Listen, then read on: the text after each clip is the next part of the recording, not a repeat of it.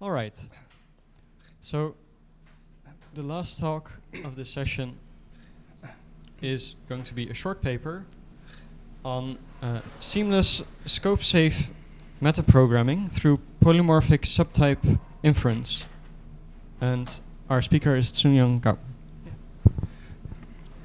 Thank you for the introduction. Hello, I'm Cunyuan from HKUST, and today my topic is seamless scope-safe metaprogramming through polymorphic subtype inference.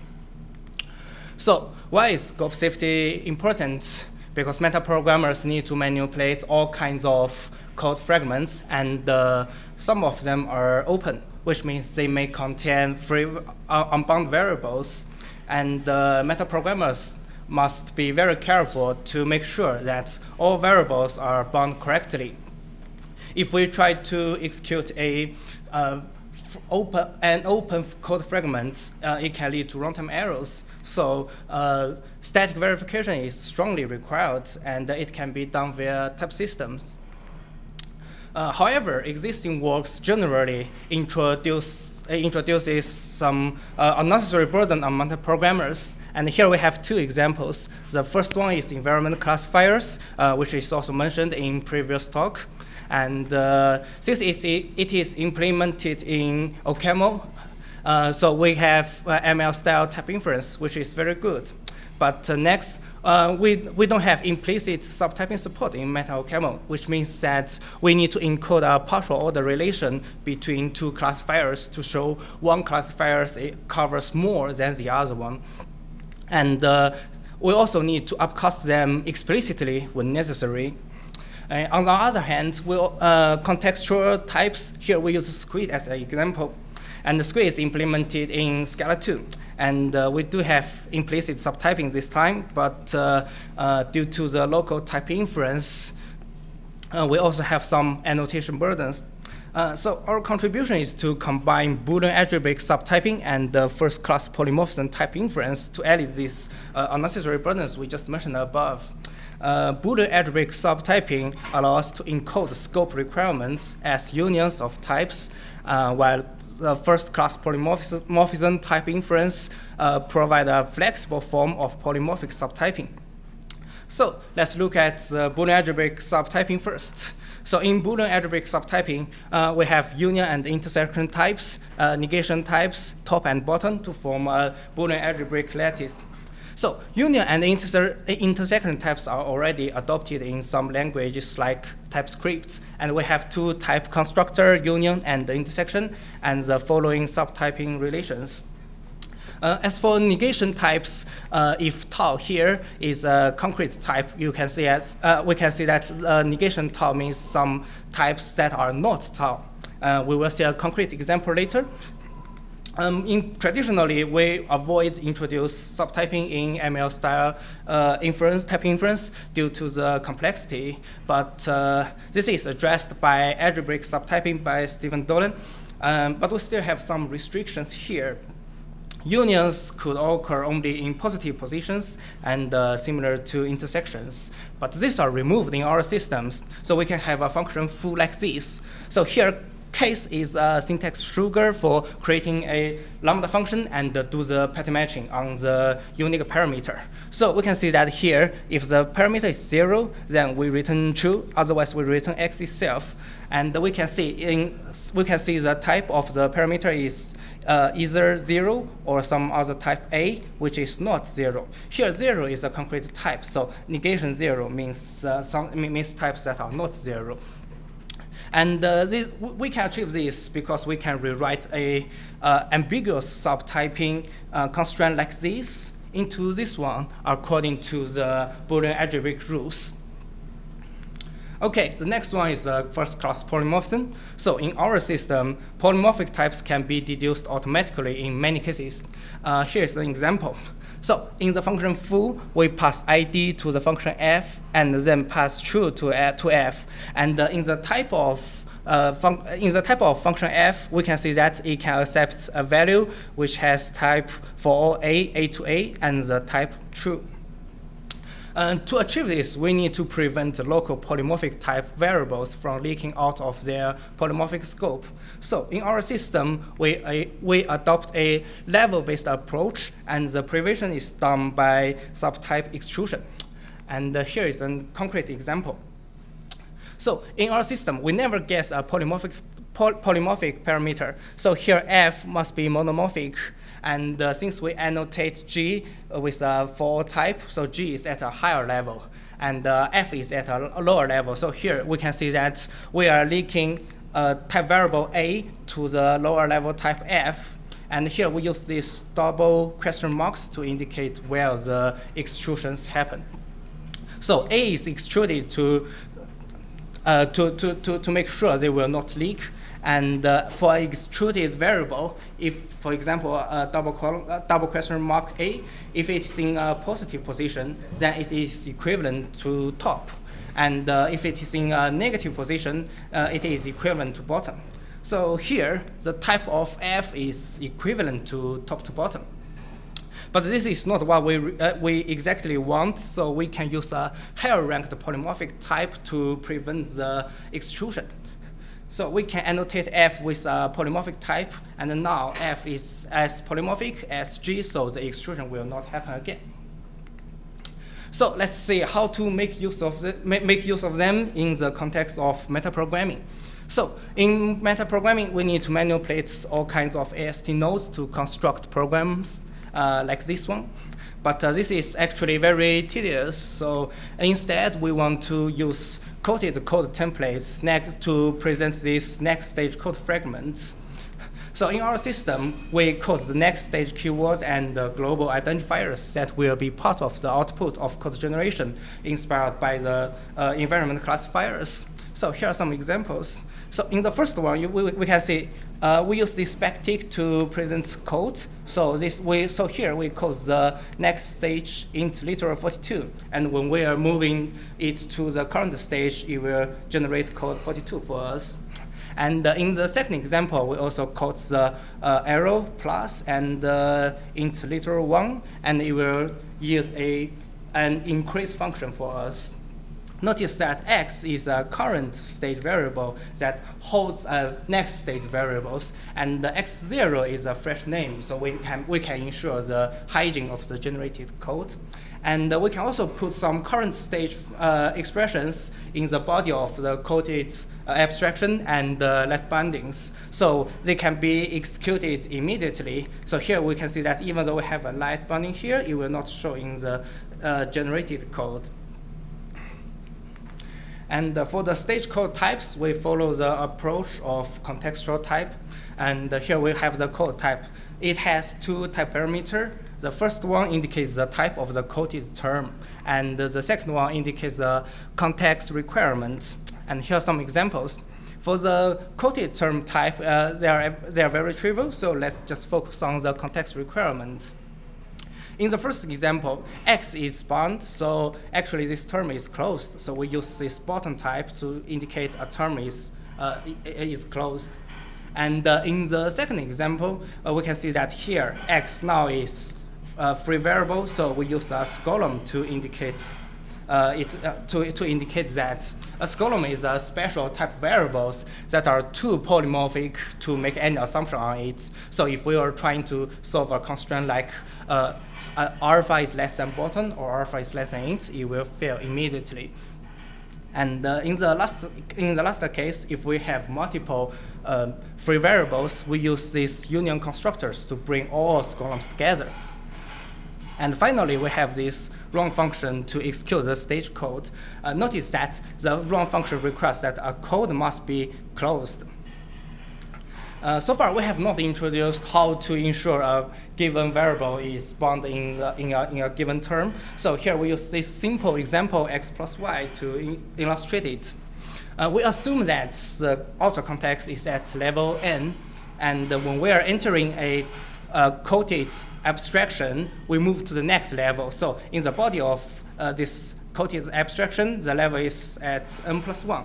And we need to allocate a fresh scolum for the variable x. And we call it x2 here, and we use this to indicate the level. So far, we have no idea about the quoted term type of x. And we can do the similar process for variable y. And finally, we are at level n+2, and we see the body x plus y here. And we can say, OK, so the quoted term type for x and y should be int. And for this body x plus y, we can use the union constructor to bring x and y together. OK, so let's see how to compute context requirements of subterm y to x plus y here, which is a term at level n+1. So we create a fresh type variable called alpha to indicate the context requirement of this subterm. And it should also be at level n+1. So to calculate alpha, we need to solve this constraint. The left-hand side is context requirements of the body x plus y, and the right-hand side is composed of both the alpha, which is the context requirement of the whole term, and the context requirement of the binder y. Okay, to solve this constraint, we need to decompose it into two sub-constraints. The first one is x is less than alpha or y, and the second one is y is less than alpha or y. And notice that the second one is actually trivial. So let's focus on the first one. To solve this ambiguous subtyping constraint, we need to rewrite it according to the Boolean algebraic rules, so we can get a subtyping constraint like this. And notice that now y is still at level n+2, so it's at a higher level, and the alpha is just at level n+1. So we are leaking higher level information to lower one. So here y must be extruded, and we can get this one. And we have a negation prefix here, which means that y is actually in a negative position. So it is equivalent to this one, and finally equivalent to this one. So in this subtyping relation, we can see that in this subterm, the only free variable is x, and y is actually well-bound. And we can do the similar thing for x, and to make sure the whole term is actually closed. But this example is too simple to show our system is very lightweight. So here we introduce another example called Fibonacci. It means generalized Fibonacci, and the only difference is just we can the two initial elements are arbitrary. So we can implement it very easily in our system. So here, if the index is 0, then we return x. If index is 1, we return y. Otherwise, we calculate x plus y and do the recursion. Very easy. So here, GIB95 can use a program fragment like this. Pretty good, but we may find that there are many duplicated expressions here. For example, x0 plus y0. And it is very efficient and can even lead to code explosion if n goes larger. So this is not expected, and we can use a tag called let insertion to edit these duplicate things. We can create a hyperfunction called bind, which creates a next stage let binding to cache the right-hand side and pass it to the continuation k.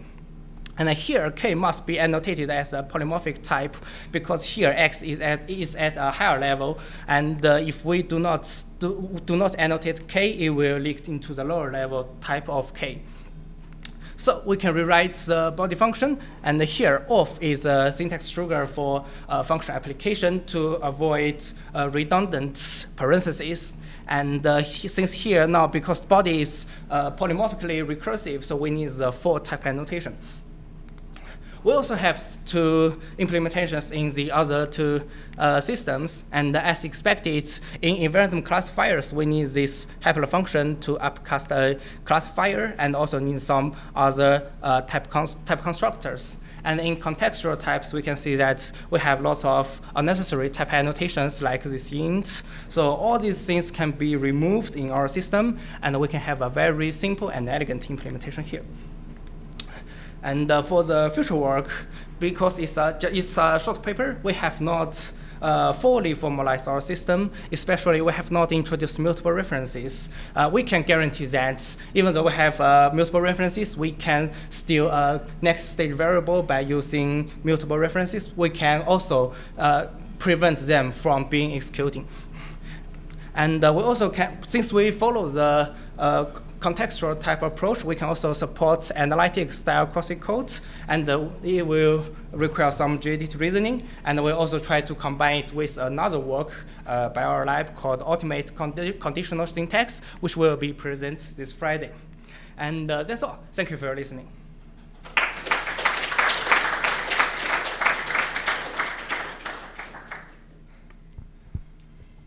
All right, so just to remind everyone, after these questions, there's a closing where there's an important announcement, so don't run away immediately after the questions.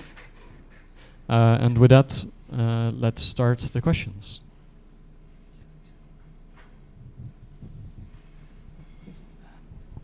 Yes, thank you for the talk. I have a question with respect to the efficiency of your algorithm. So I think it was slide 9 or 10. You presented very well how you traverse the scope hierarchy downwards and upwards again to do the computation. Is it always just one traversal down and one traversal up, or couldn't it happen that in explicitly complex expression you have multiple runs there? For example, so you mean this one? Exactly. Yeah. So could you please be more specific? Repeat your question. I didn't get it. Okay, so here you present, or it was a slide before, I think you presented how you traverse down the scope structure to actually resolve the type. And I am wondering whether it's always done with one traversal down and then computation upwards the scope hierarchy again, or if there are sometimes multiple climb downs are required. Oh, no, only one is required, so it can be after we go through the subtypes and we go back, and we will not, we don't need backtracking. So, yeah, hope this answers your question. Thanks.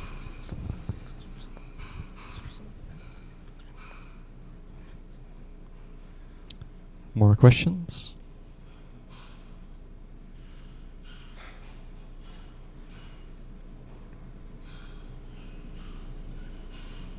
Nobody else?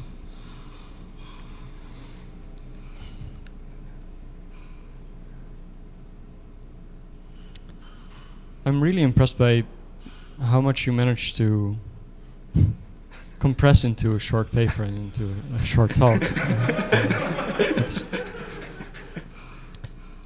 I'm slightly overwhelmed by the talk. Can you go back to your future work slide? Future work, okay.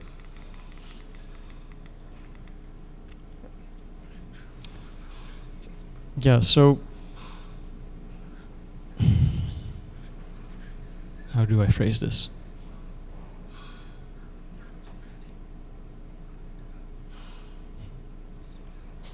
So have you, is this just in, does this exist in theory, or is this also in implementation? Yeah, we also have an implementation, but due to the time limitation, I didn't show our prototype, and we also have a web demo, so you can try it in your browsers directly without installing other things.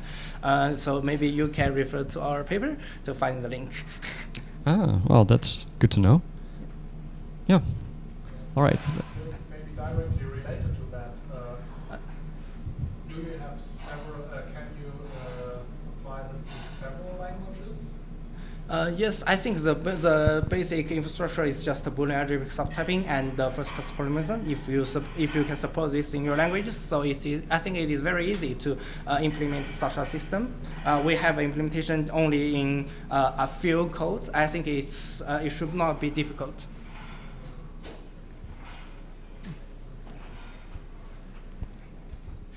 Thanks for the great presentation. I was wondering, what would it take actually for the implementation that you have right now to actually make it more usable by people to basically build, like perhaps this code that we write framework with the scope safety guarantees. So perhaps one of the things is actually the analytic style quasi-code, but are there any kind of particular milestones that are kind of, if you achieve them, it's going to make it available?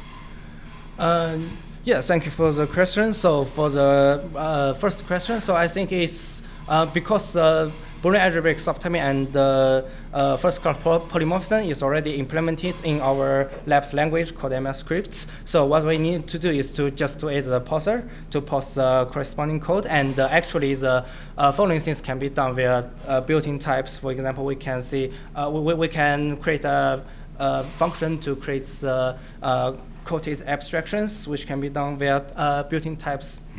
And for the code inspections, actually we have not really started working on this, but since because we follow the contextual type approach, it should be available, and we can also, I think we can also support JDT reasoning, so we can have a full power of the quasi-code, I think. All right, let's thank the speaker again.